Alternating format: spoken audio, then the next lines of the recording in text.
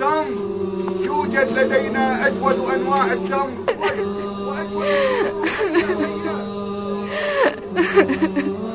يا أمة الله، ما يبكيك؟ يا سيدي، لقد اشتريت هذا التمر من ذلك التاجر وذهبت به إلى بيت سيدي، ولكنه لم يعجبه التمر وأمرني بإرجاعه وأحضار النقود، وأقسم إن لم أرجعه فسوف يعاقبني، وهذا التاجر يرفض أن يرجع التمر. لا بأس عليك، سوف أذهب معك إلى التاجر. نعم أرجوك يا سيدي.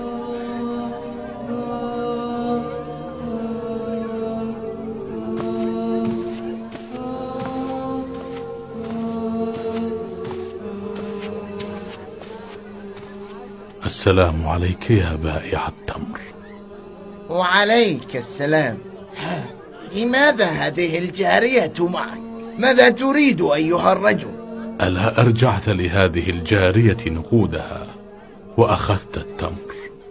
أنا لا أرجع نقودا دخلت في جيبي. ألا تنصف هذه المسكينة؟ ما ذنبها؟ وما دخلك أنت؟ هل أنت سيدها؟ إنما أردت أن أساعد هذه المسكينة.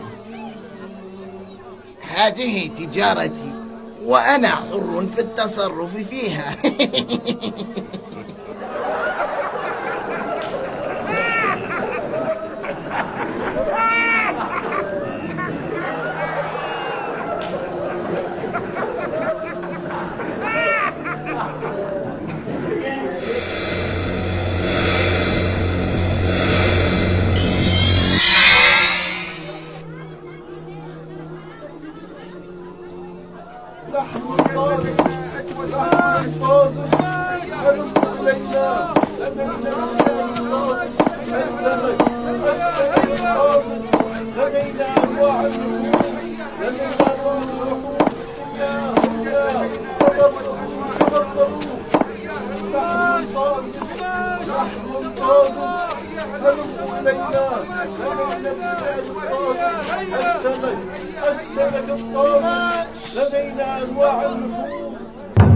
اتق الله يا رجل، إن تجارتك هذه رزق من عند الله، قد أنعم عليك بها.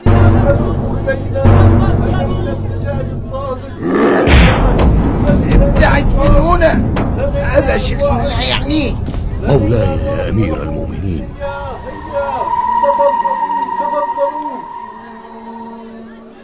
أيها الأحمق، ماذا دهاك؟ أتدفع أمير المؤمنين؟ سوف ألقنك درسا لن تنساه.